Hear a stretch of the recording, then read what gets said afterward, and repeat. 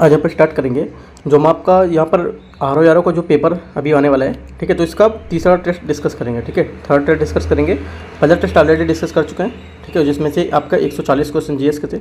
Second paper में आपका 60 question Hindi के थे। जो तीसरा पेपर है इसमें फिर से आपके जीएस के 140 क्वेश्चन आएंगे, ठीक है। तो तीसरा पेपर को डिस्कस करते हैं। ये आपका जो टेस्ट सीरीज है, ये आपका PCS मंत्रा जो है, ठीक है, काफ़ी ज़्यादा अच्छी टेस्ट सीरीज निकालती है ना। पेड टेस्ट सीरीज रहता है, आपको इसको मतलब पैसे देके इसको खरीदना रहता है। आप अगर ज्वाइन करेंगे टेस्ट सीरीज तो इसको आपको पे करेंगे, उसके बाद मिलेगा। तो यहाँ पे ऑलरेडी मैं पेड किया हुआ, मैं आपको यहाँ पे लेके आ रहा हूँ टेस्ट सीरीज, ठीक है। तो काफ़ी ज़्यादा अच्छे क्वेश्चन है, तो आप देख सकते हैं क्या क्वेश्चन है।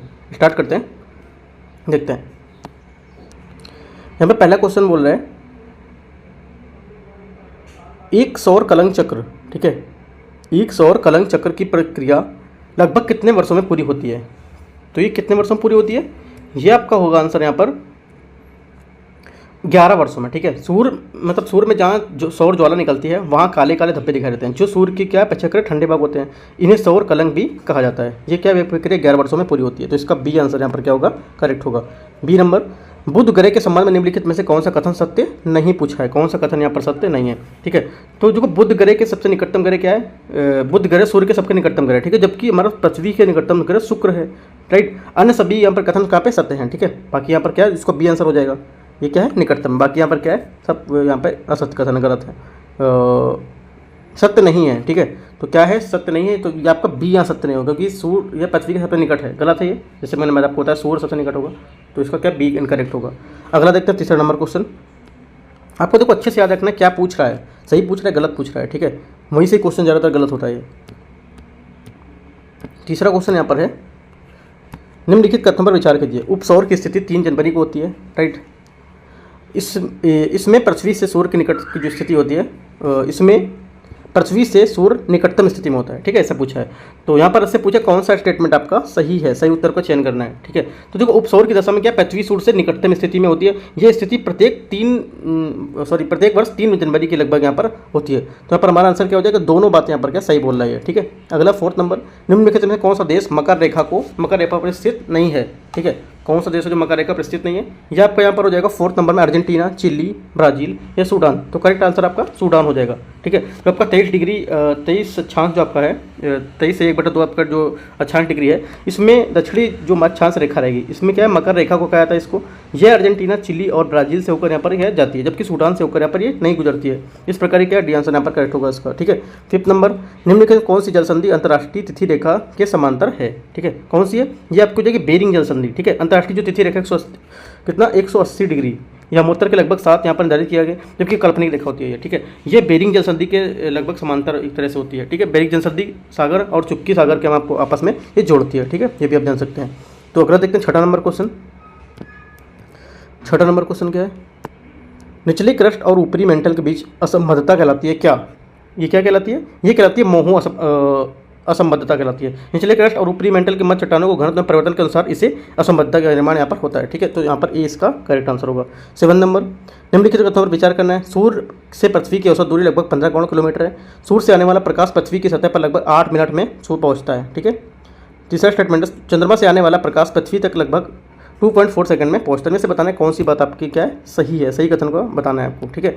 तो देख लेते हैं यहाँ पर क्या सही होगा। देखो पहली बात यहाँ पर बोल रहा है,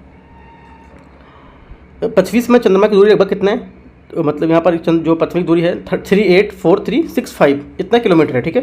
चंद्रमा का प्रकाश पृथ्वी तक आने के लिए लगभग 1.2 सेकंड का समय लगता है, राइट, ये भी सही है। उसके बाद क्या होगा, सूर्य से पृथ्वी की औसत जो दूरी है वो कितनी 15 करोड़ किलोमीटर है, और इस पर क्या प्रकाश का जो तक आने के लिए टाइम हो गया 8 मिनट 20 सेकंड, ठीक है, मतलब 8 मिनट 20 सेकंड का समय लेता है। तो यहाँ पर क्या ये आपको जो बात है पहली दूसरी बात करेक्ट है, जो तीसरी बात आपके यहाँ पर गलत है, ठीक है। अगला देखते हैं 8 नंबर क्वेश्चन, 8वां नंबर क्वेश्चन को।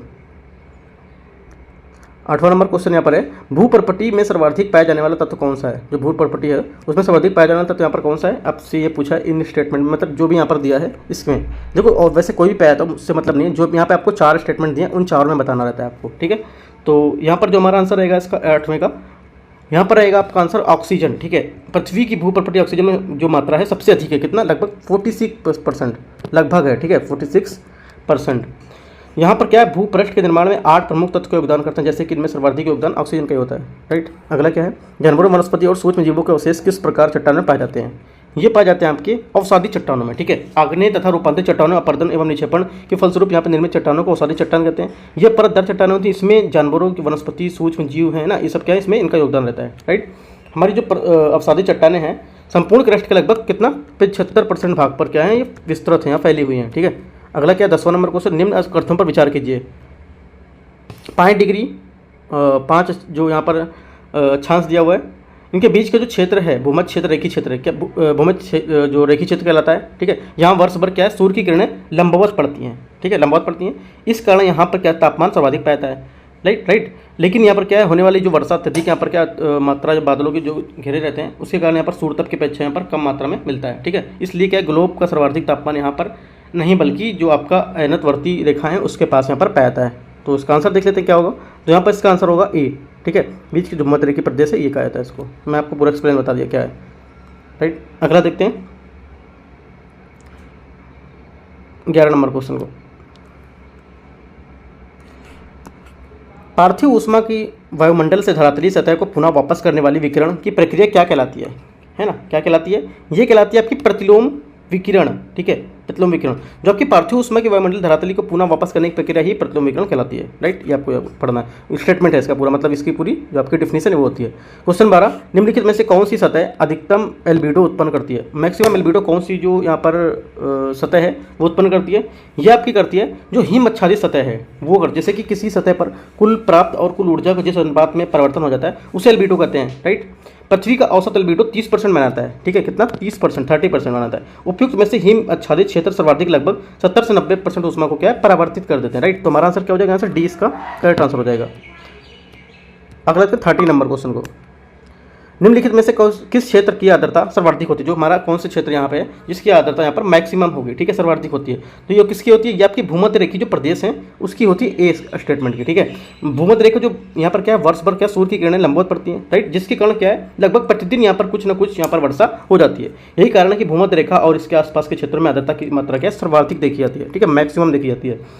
भूमध्य रेखा में ध्रुवों की तरफ बढ़ते पर आर्द्रता क्या है, इसमें कमी होती रहती है। भूमध्य में क्या है, फिर से बता देता हूँ ये बात, जो आपका भूमध्य रेखा से ध्रुवों की ओर अगर बढ़ेंगे तो क्या है, इसकी आर्द्रता कमी होगी। अगर ये क्वेश्चन पूछता आर्द्रता अगर ध्रुवों की ओर बढ़ेंगे तो क्या कमी होगी, ठीक है। तो 13 का आंसर क्या हो जाएगा, ए। ये इसका आंसर होगा जब बढ़ेगी। अगर यहाँ पर पूछता है इसमें से घटेगी तो यहाँ पर ये ध्रुवीय क्षेत्र हो जाता है, ठीक है। तो आंसर हमारा ये होगा 13 का। 14 देखते हैं। 14 क्वेश्चन है, भूमध्य रेखी वर्षा पेटी के बारे में निम्नलिखित में से कौन सा कथन सत्य नहीं है, ठीक है, कौन सा सही नहीं है ये पूछा है, इसको याद रखना है। इसका विस्तार भूमध्य रेखा क्षेत्रों पर दोनों ओर 10 डिग्री होता है। यहाँ केवल संवहनी वर्षा होती है। यहाँ वर्षा की मात्रा 175 से 200 सेंटीमीटर तक अंकित की जाती है। तो कौन सा स्टेटमेंट आपका गलत है ये बताना है, ठीक है। तो यहाँ पे देखो जो ये बोला, यहाँ केवल संवहनी वर्षा होती है, ठीक है, ये तो स्टेटमेंट आपका गलत है, ठीक है। क्योंकि भूमध्य रेखा में भूमध्य रेखा जो पेटी है उसमें वर्षा की अधिकतम मात्रा संवहनी प्रकार की ही होती है। यहाँ पे क्या है, ये कम, यहाँ पर केवल बोला है इसमें, ठीक है।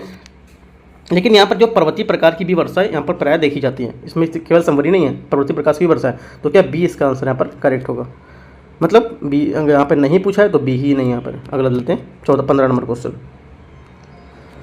इटली की जलवायु को निम्नलिखित में से किस वर्गीकरण के अंतर्गत रखा जाता है? जो इटली की जलवायु में से किस वर्गीकरण के अंतर्गत रखा जाता है यह पूछा है। तो हमारा 15 का भूमध्य सागरीय जलवायु, ठीक है, 15 का डी यहाँ पे आंसर करेक्ट होगा। इटली की जलवायु को भूमध्य जो सागरीय जलवायु के अंतर्गत यहाँ पर रखा जाता है। इस प्रकार की जलवायु को 30 से 45 अक्षांशों के बीच यहाँ पर जो भूमध्य सागरीय प्रदेश हैं एवं महाद्वीप के पश्चिमी तट पर यहाँ पर ये पाई जाती है। यहाँ गर्मी एवं जो सर्दी होती है उसमें 2 स्पष्ट ऋतु मिलती हैं। यहाँ पर क्या वार्षिक तापांतर 10 से 15 डिग्री तक रहता है ना। यहाँ वर्षा शीत ऋतु में होती तथा मुख्यतः चक्रवातीय प्रकार की होती है। 15 का डी यहाँ पर करेक्ट आंसर होगा। 16 नंबर क्वेश्चन 16, पूर्वी ऑस्ट्रेलिया धारा निम्नलिखित से किस महासागर से संबंधित है, ठीक है। तो एक अंटार्कटिक, हिंद और प्रशांत या आर्कटिक। तो हमारा जो 16 का आंसर हो जाएगा प्रशांत महासागर, क्योंकि जो पूर्वी ऑस्ट्रेलिया धारा है न्यू साउथ वेल्स की धारा भी इसको कहते हैं, ठीक है। यह ऑस्ट्रेलिया के पूर्वी तट पर प्रवाहित होता है, एक गर्म जलधारा है जिसका संबंध प्रशांत महासागर से है। वहीं जो पश्चिमी ऑस्ट्रेलिया धारा है एक ठंडी जलधारा है जिसका जो संबंध होगा हिंद महासागर से होगा, ठीक है। पूर्वी आपका क्या होगा, यहाँ पर पूर्वी आपका हो जाएगा प्रशांत, और जो आपका यहाँ पर बोल रहे हैं पश्चिमी अगर यहाँ पर बोलता तो आपकी क्या है हिंद महासागर से होता है, ठीक है। दोनों बातें आपको याद रखना है। 17 नंबर क्वेश्चन देखते हैं, निम्नलिखित में से कौन सी भू आकृति पवन निक्षेपण क्रिया से बनती है? कौन सी बनती है? ड्रमलिन, ठीक है।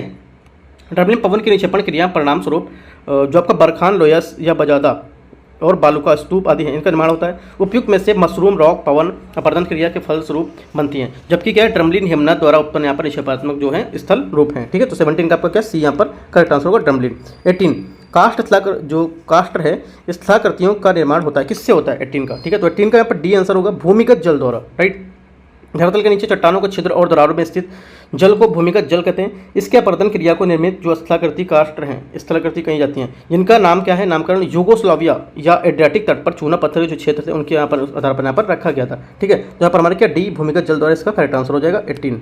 19 नंबर देखते हैं। 19 नंबर क्वेश्चन है, निम्नलिखित जब नदियाँ अपरदन प्रक्रिया से द्वारा अपने आधार तल पर प्राप्त कर लेते हैं तो वे किस प्रकार के मैदान का निर्माण करती हैं। ठीक है, तो किस प्रकार निर्माण करती हैं, ये करती हैं समप्राय मैदान। ठीक है, जब नदियाँ देखो अपरदन जो प्रक्रिया उसके द्वारा अपने आधार तल को प्राप्त कर लेते हैं तो वो पूर्ण भाग जो आपका भूभाग है उनका उसमें विस्तृत मैदान में बदल जाते हैं, जिसे क्या है समप्राय मैदान यहाँ पर बोलते हैं। ठीक है, तो इसका बी आंसर करेक्ट होगा। 20 नंबर देखते हैं। ज्वालामुखी के संबंध निम्नलिखित कथनों पर विचार करना है। ठीक है, लावा सिलिका की मात्रा में कम होने पर उद्गार प्राय शांत रहते हैं। हवाईयन तुल्य ज्वालामुखी सर्वाधिक विनाशकारी होते हैं। हवाईयन ज्वालामुखी में लावा की प्रकृति क्षारी होती है। तो इसमें बताना है कौन सा स्टेटमेंट आपका सही है, सही कथन बताना है। ठीक है, तो यहाँ पर देख लेते हैं। देखो पहली बात बोला है लावा सिलिका की मात्रा में होने पर उदाहरण शांत रहते हैं, बिल्कुल आपका स्टेटमेंट करेक्ट है। ठीक है, पहला स्टेटमेंट आपका सही है। दूसरा स्टेटमेंट बोला है हवाईयन तुल्य ज्वालामुखी सर्वाधिक विनाशकारी होते हैं। ठीक है, ये गलत स्टेटमेंट है। ठीक है, क्योंकि देखो जो आपके मैग्मा में सिलिका की मात्रा क्या है अधिक होने पर क्या है उद्गार यहाँ पर विस्फोटक होते हैं। ज्वालामुखी जो विस्फोट है उसके संदर्भ में पिलियन तुल्य ज्वालामुखी, ठीक है, पिलियन तुल्य ज्वालामुखी को सर्वाधिक विनाशकारी बनाता है। राइट, जबकि आपका यहाँ पर बोल रहा है कि हवाई तुल्य ज्वालामुखी सर्वाधिक विनाशकारी होता है, तो बी यहाँ पर गलत होगा। तो 1 और 3 आपका यहाँ पर करेक्ट होगा। ठीक है, तो 1 और 3 यहाँ पर करेक्ट होगा। तो जैसे कि मैंने बताया अभी आपको, ये तरल क्षारी होता है कौन सा, हवाईयन ज्वालामुखी तो क्षारी होता है। ये स्टेटमेंट आपका करेक्ट है, तो पहला तीसरा करेक्ट है, तो आपका सी यहाँ से करेक्ट आंसर हो जाएगा। ठीक है, अगला देखते हैं 21 नंबर क्वेश्चन। निम्नलिखित में से कौन सा विश्व का सर्वाधिक ज्वालामुखी से प्रभावित क्षेत्र है। कौन कौन से हैं प्रभावित क्षेत्र, यहाँ पे देखते हैं इसको। यहाँ पे हैं जो क्षेत्र इसके परिप्रशांत महासागरीय मेखला। ठीक है, विश्व में ज्वालामुखी में सर्वाधिक जो क्षेत्र है परिप्रशांत जो महासागरीय मेखला है वहाँ पे होता है। ये विनाशात्मक जो प्लेट होते हैं उसके किनारे के सहारे ज्वालामुखी मिलते हैं। विश्व के ज्वालामुखियों का लगभग 2/3 भाग प्रशांत महासागर में, ठीक है, कितना 2/3 भाग क्या है, प्रशांत महासागर के दोनों तटीय भागों में यहाँ पर पाया जाता है। अगला देखते हैं 22 नंबर क्वेश्चन को। 21 में बी होगा करेक्ट। 22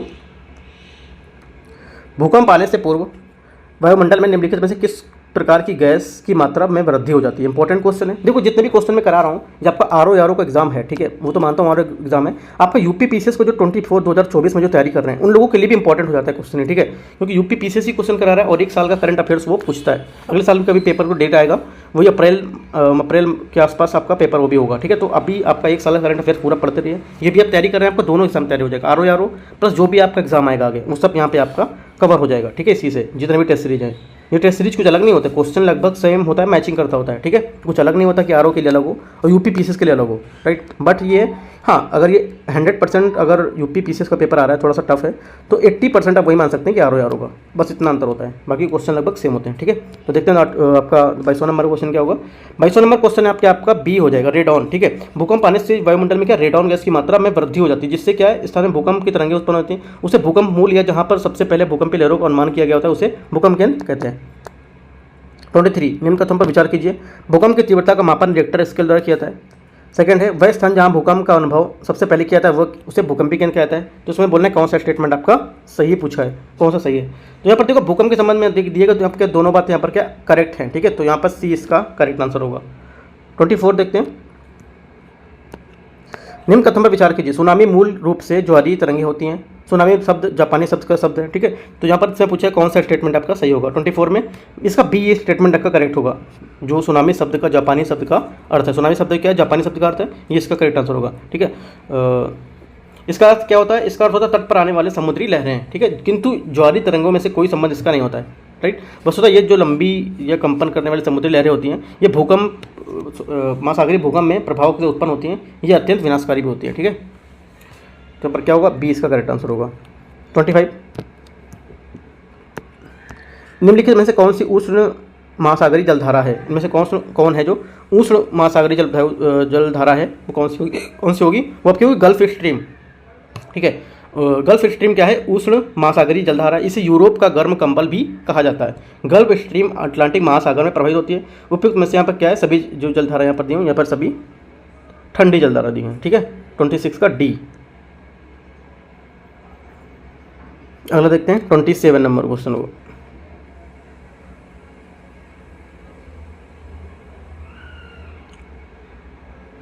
सॉरी 25, मैं 25 क्वेश्चन देख रहा था, तो डी इसका आंसर होगा गल्फ स्ट्रीम, ठीक है। मुझे लगा 26 में देख रहा हूँ, तो 25 का यहाँ पर डी आंसर, वही मुझे लगा कि मैं बोल रहा हूँ वो थोड़ा सा गलत है, बट ये जो डी मैंने बोला आपको समझाया, वो डी के बारे में बताया मैंने, गल्फ स्ट्रीम धारा, ठीक है।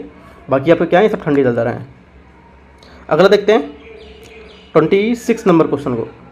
जानवरों वनस्पतियों और सूक्ष्म जीवों के अवशेष किस प्रकार को चट्टान पाए जाते हैं? किस प्रकार के चट्टानों में यहाँ पर पाए जाते हैं 26 में?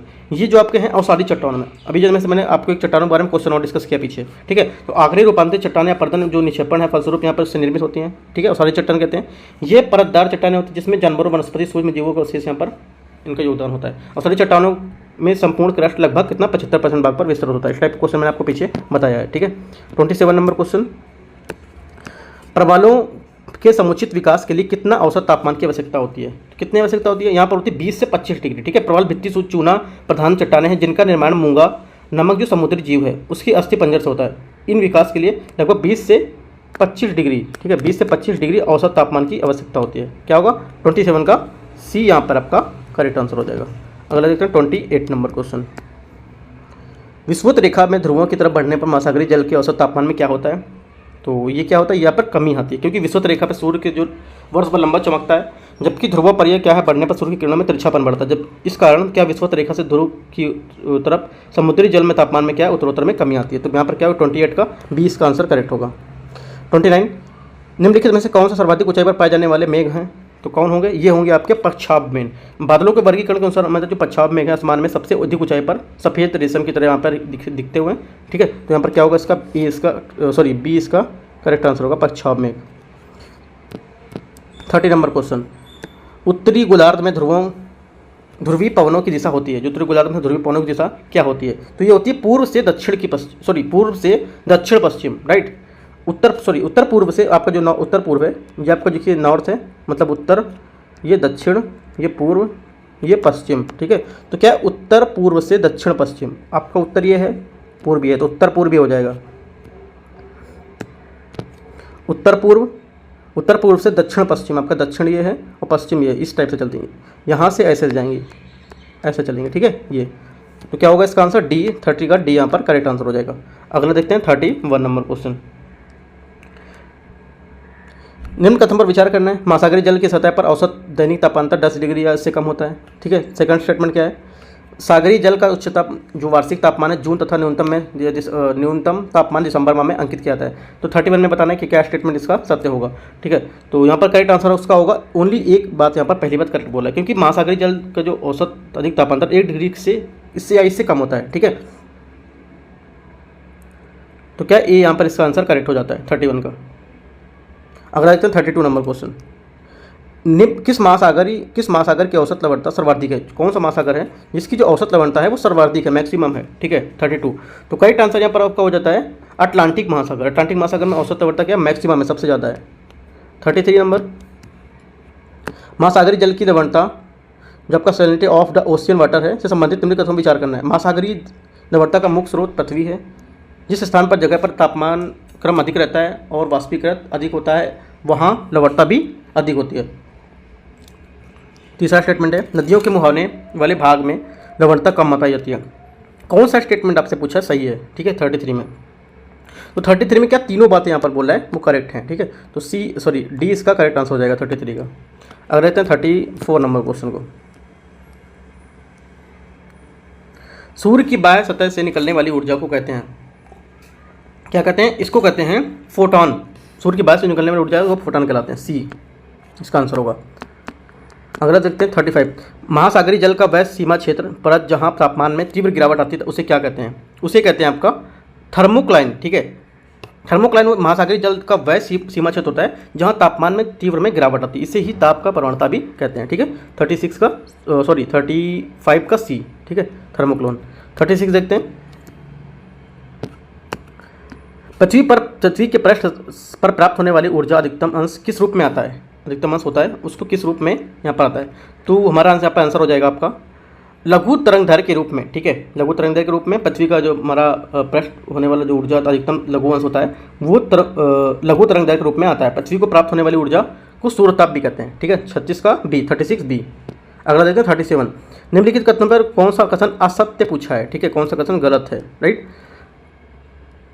तो यहाँ पर देखो समुद्र का क्वथनांक समान जल से निम्न ही रहता है, ये स्टेटमेंट क्या है आपका गलत है, राइट। तो बता देते हैं एक बार, समुद्र का क्वथनांक समान जल से ऊंचा ही रहता है, ठीक है। यहाँ पे क्या बोला है, निम्न रहता है, आपको याद रखना है, ठीक है।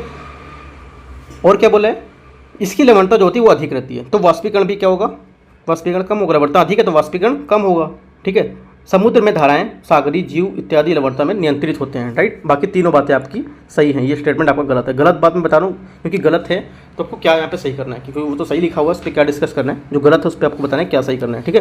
38 ग्लोब पर वायुदाब की कुल कितनी पेटियाँ हैं। ग्लोब पर वायुदाब की कुल कितनी पेटियाँ हैं, तो यहाँ पर आपका हो जाएगा 38। यहाँ पे 7 मतलब 7 पेटियाँ, ग्लोब पर वायुमंडल की 7 पेटियाँ। ध्रुवीय उच्च वायुदाब पेटियाँ लिख लो आप, पहली है ध्रुवीय उच्च वायुदाब पेटियाँ, दूसरी हैं उपध्रुवीय निम्न वायुदाब पेटियाँ, तीसरी है उपोष्ण उच्च वायुदाब पेटियाँ, चौथी है विषुवत रेखीय जो आपकी निम्न वायुदाब पेटियाँ वो 5वीं आपकी हो जाएगी। उपोष्ण उच्च वायुदाब पेटियाँ 6वीं आपकी हो जाएगी। उपध्रुवीय निम्न वायुदाब पेटियाँ और 7वीं आपकी हो जाएगी जो ध्रुवीय उच्च वायुदाब की पेटियाँ। तो 7 पेटियाँ टोटल है, ठीक है, लिख सकते हैं हम ये।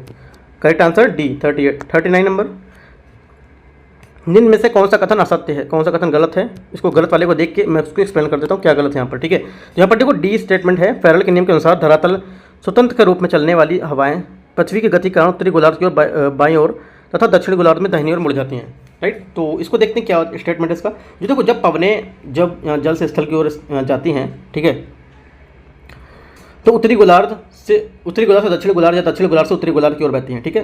तो इसके जो मार्ग है उनमें क्या परिवर्तन होता है, इसी से संबंध में फेरेल ने एक नियम दिया जिसे फेरेल नियम भी कहते हैं, राइट। फेरेल के नियम के अनुसार धरातल पर स्वतंत्र रूप से चलने वाली सभी पवनें पृथ्वी की गति के कारण उत्तरी गोलार्ध में दाहिनी ओर तथा दक्षिणी गोलार्ध में बाईं ओर मुड़ जाती हैं। दक्षिणी गोलार्ध में बाईं ओर मुड़ जाती हैं, क्या दाहिनी ओर लिखा है, तो यहाँ पे क्या स्टेटमेंट ये गलत होगा। 39। अगला देखते हैं 40 नंबर क्वेश्चन को।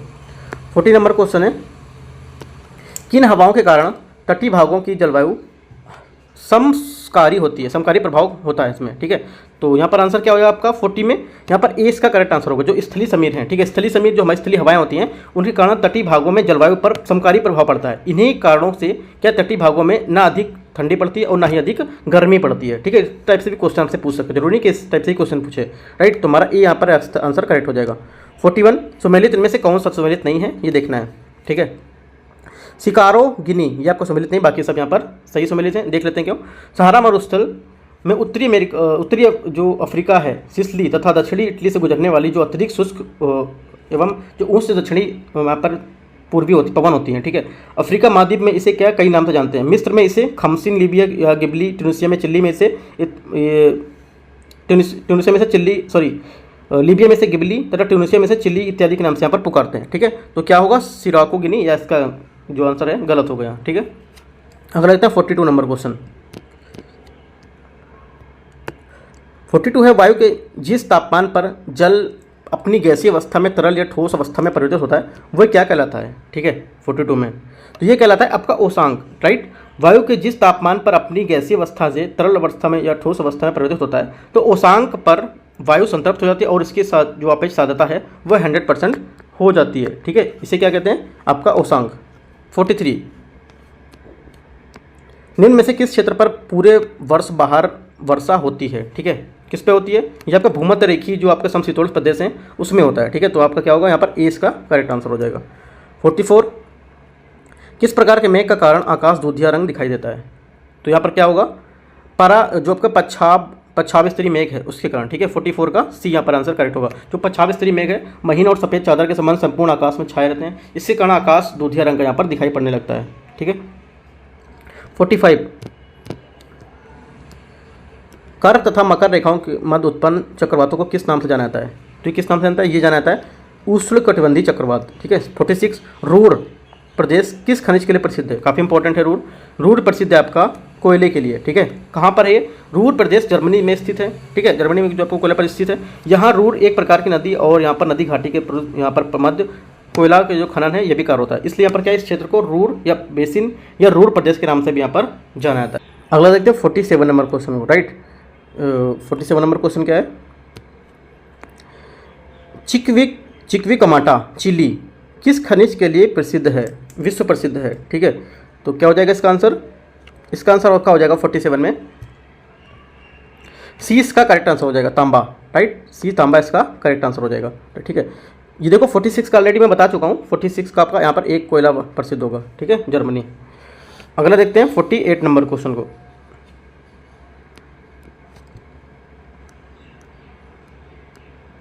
48 क्वेश्चन है, यूक्रेन के किवाय रॉग तथा ब्राजील मिनास जिरास प्रांत किसके उत्पादन के लिए प्रसिद्ध है? इस टाइप का क्वेश्चन आपका यूपीएससी और पीसीएस, यूपीपीसीएस दोनों क्वेश्चन में पूछा गया, दोनों पे जो पेपर थे उनमें क्वेश्चन पूछा गया था, इंपॉर्टेंट क्वेश्चन इस टाइप से। ये नहीं पूछा गया था, बट पूछा गया था कोयले के लिए या फिर इनमें से कौन सा क्षेत्र प्रसिद्ध है किसके लिए, वो पूछा था क्वेश्चन, ठीक है। तो आपको ये क्वेश्चन अच्छे से पढ़ना है।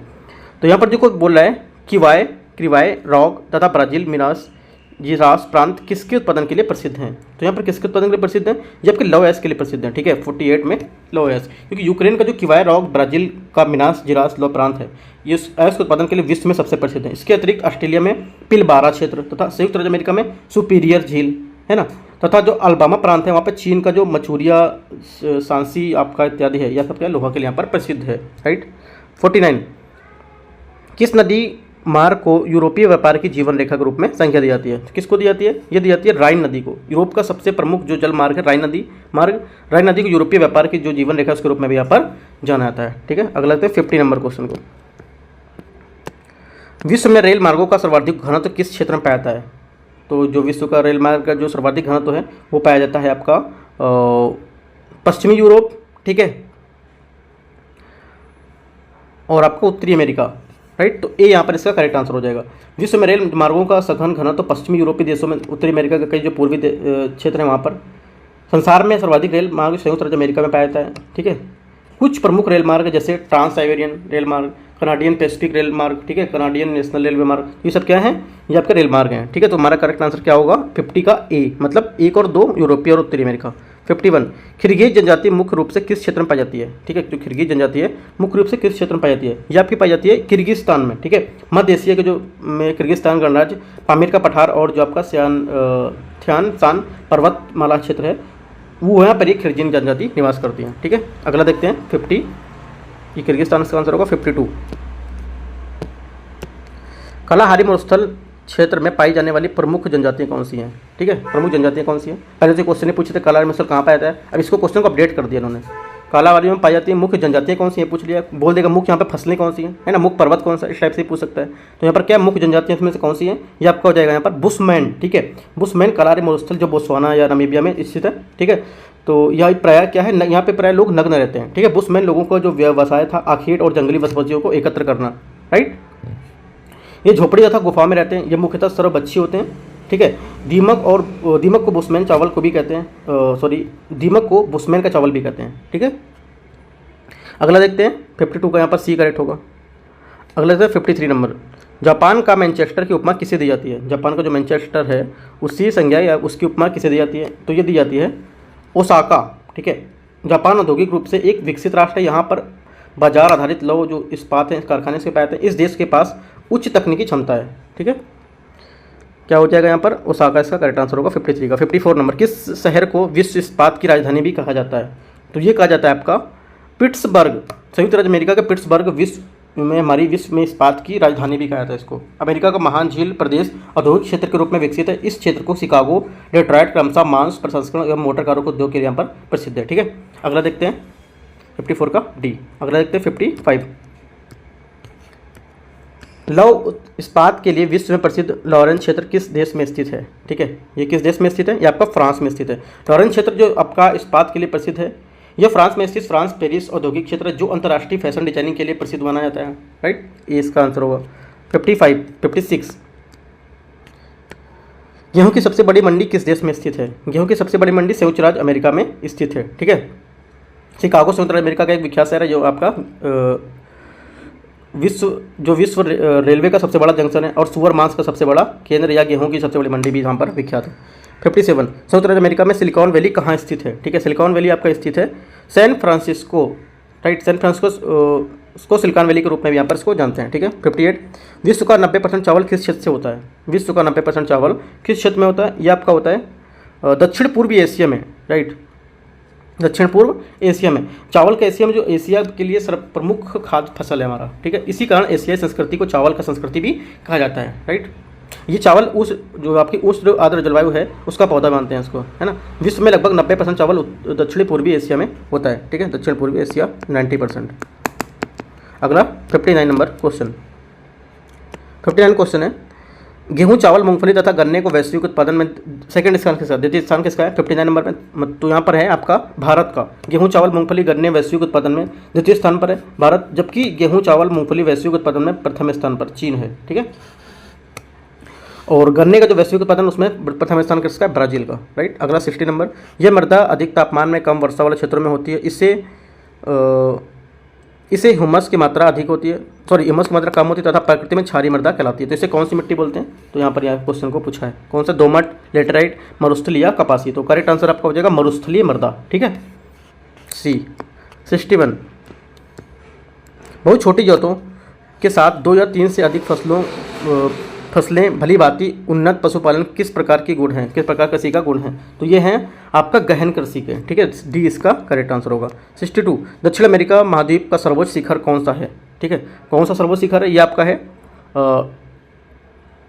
माउंट एकांकागुआ, ठीक है।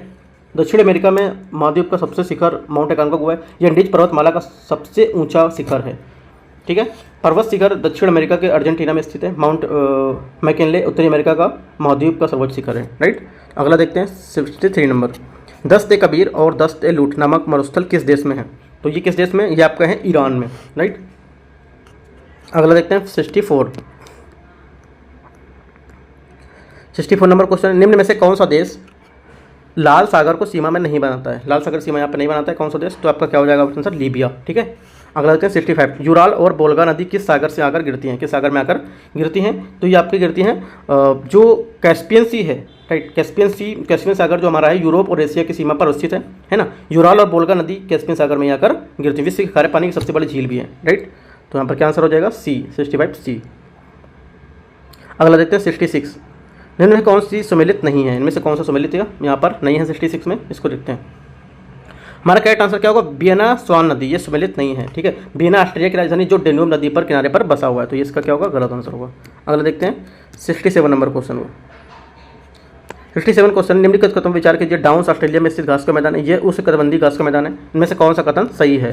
तो हमारा जो यहाँ पर आंसर होगा इसका केवल एक बात, पहली बात सही है, ठीक है। डाउन्स ऑस्ट्रेलिया में मरे डार्लिंग जो आपका बेसिन है, इसे घास का मैदान है, ये एक शीतोष्ण कटबंधी घास का मैदान है। यहाँ पर क्या बोला है? उष्ण कटबंधी, तो क्या है? बी सेकंड गलत होगा, ओनली पहला यहाँ पर करेक्ट होगा। 68 बाल्टिक सागर को उत्तरी सागर से कौन सी नहर जोड़ती है? ठीक है,